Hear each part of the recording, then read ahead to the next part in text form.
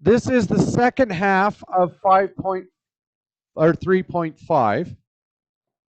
Okay, so I have a polynomial, and I know that -1 minus I is a root.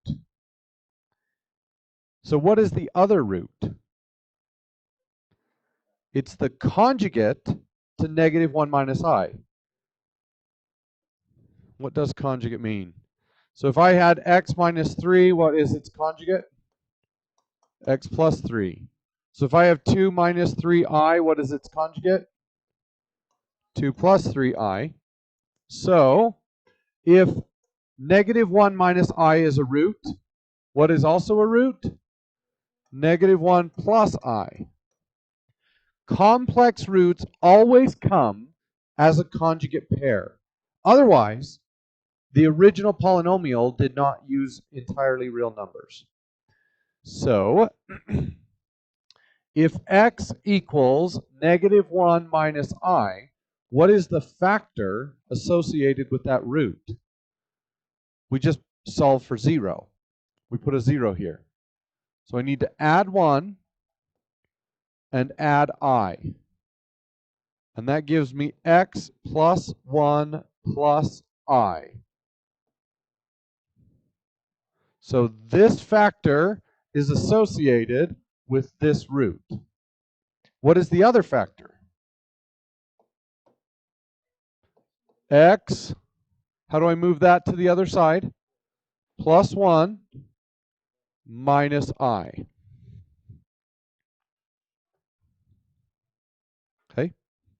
So what is the quadratic that uses those as factors? Well, I multiply, and remember we're smart. We only need to do the multiplications that do not include the i's, except for the last one, which is the I squared term.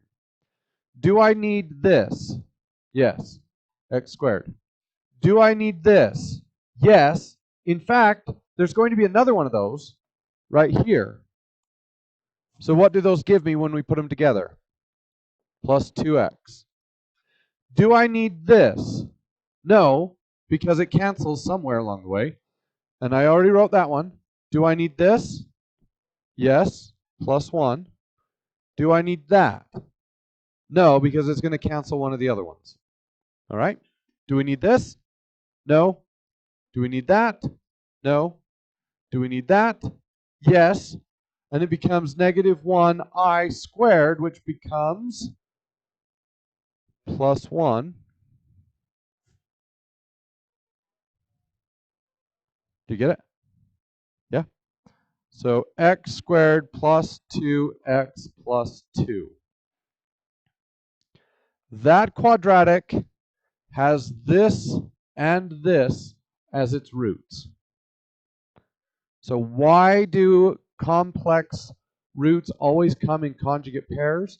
Because we need all of the i's to cancel to create a quadratic equation made entirely of real numbers. If the roots were not conjugates, then that cancellation wouldn't happen.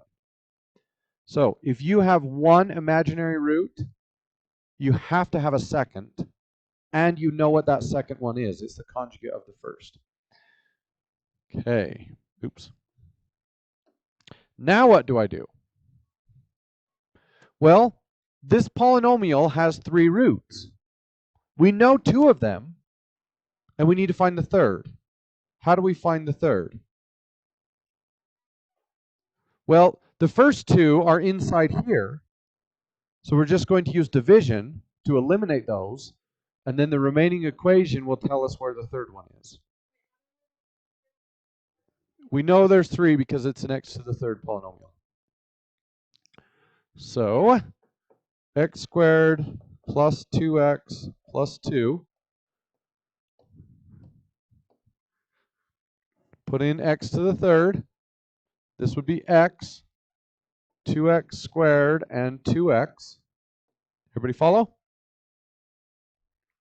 These 2 need to add up to be 3. We have 2. We need to get to 3. So I need an x squared. Pull out an x squared, and I get plus 1. Do I need to keep going? Not really, right? What is the remainder going to be here? It's going to be 0. Otherwise, I made a mistake. So it's probably a good idea to keep going just to make sure that we get 0. But what is my remaining answer? The factor is x plus 1. So what's the root? So the answers are x equals -1, -1 minus I, and -1 plus I. But just to be careful, we're going to finish. 1 times 2x is 2x. 1 times 2 is 2. These need to add up to be 4x, and they do, which means this portion of the remainder is 0. Those two need to add up to be 2, which means I did it correctly. Okay, let's do another one.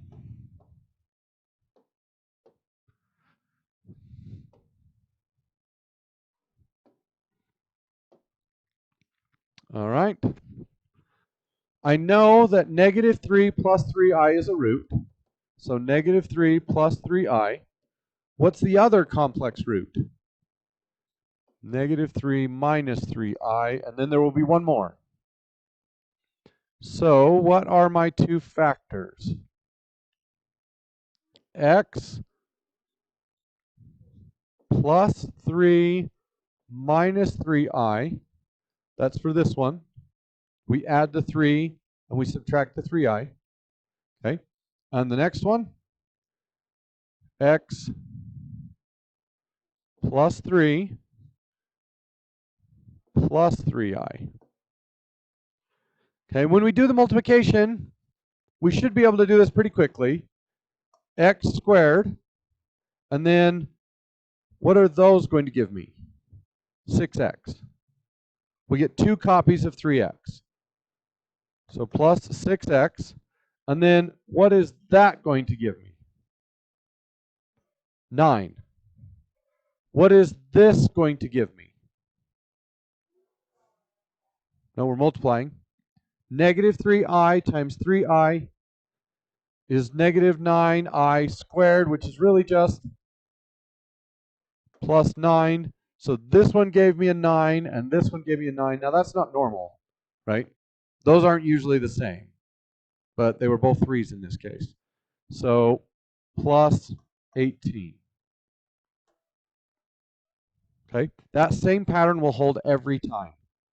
We get x squared, we get 2 copies of those, and then we take this number, we add it to this number. Okay, now our 2 imaginary roots are inside of this, which means they are also inside of that. So now we can do division to eliminate them. X squared plus 6x plus 18. Okay, we put in x to the third. That gives me an x, 6x squared, and 18x. Those need to add up to 9. So 3x squared, pull out an x squared, we get plus 3. That does tell us that our remaining answer is -3, but I'm going to finish just to make sure that I get no remainder.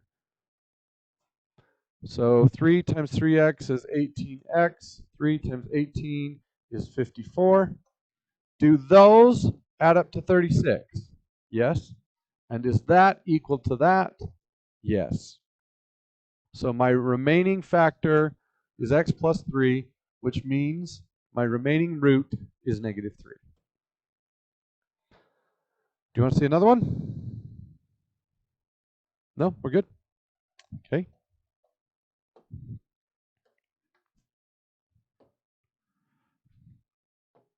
All right. I need an x to the third polynomial that has the roots -4 and -1 plus I. We also know it has a root -1 minus I. Okay. So x plus 1 minus I times x plus 1 plus I times x plus 4. So if I multiply these together, I should do those two together first, right? No, I would not do that. It'll work, but I would not do that. I would multiply these first. Oh, the question is, does it want us to just leave it like this? My guess is we're going to multiply it out.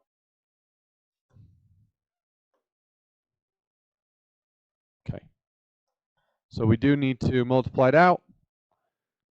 What's going to happen when I multiply those together? You're going to get x squared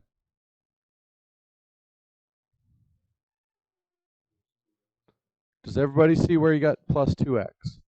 You're going to get 2 copies of that. So plus 2x. And then this one is 1. And this one is negative I squared, which turns into plus 1. So again, plus 2. That's not very common, but it just happened twice. And now we multiply that by x plus 4. And you guys know how to do that. Okay.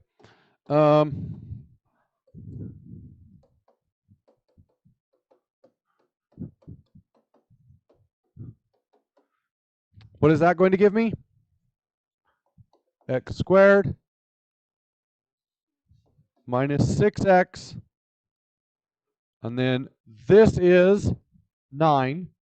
And this is negative 4i squared, which turns into 4. So this would be 13. Okay.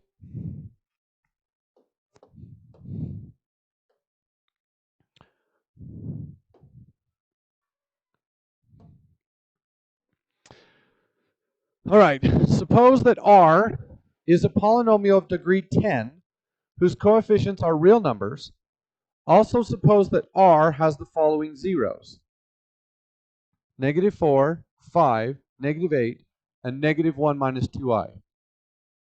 Okay. What is another root? Negative 1 plus 2i. So that adds up to 1, 2, 3, 4, 5 roots. How many roots does this have? 10. Or sorry, it has a total of 10, but what's the highest number of real zeros it can have? So there are 10 slots. How many of them are real? Can't be 10, not 9, 8, right? 2 of them are imaginary. So the largest number of real roots is going to be 8, right? Okay. What is the largest number of non-real roots?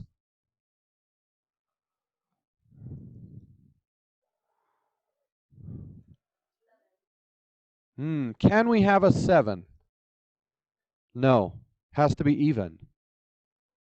So we already have 2, but we're missing 5 more roots somewhere. So negative 1 plus 2i. And then there are 1, 2, 3, 4, 5 more slots. Okay. So if we counted it up, what is the highest number of all real roots? Well, it would be these 3 plus the remaining 5. So 8. Okay. But what about the non-real roots? We already have 2, but can all 5 of these be complex? No, they always come in pairs. So you either have 0 or 2 or 4 or 6 or 8. So is the answer 6 or 8? It's going to be 6. There are a total number of 7 slots, but imaginary roots always come in pairs, so the number has to be even. So it would be 6. Okay, let's do another one of those.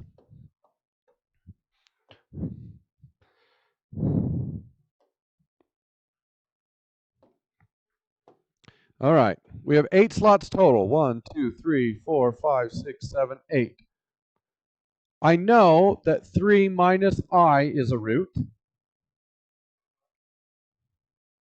I also know that 5i is a root. So how many real roots could this have? 4. We already have 1, and there are 3 more spaces, so 4. How many imaginary roots could it have? We already have 4, and I could have 2 more, which would be 6. So what is the minimum number of real roots that this can have? 2. Good job. Okay. We already have 1, but I can guarantee that one of these has to be real. And that leaves an even number for the complex roots. All right, that's everything you need for 5.4. I keep saying that.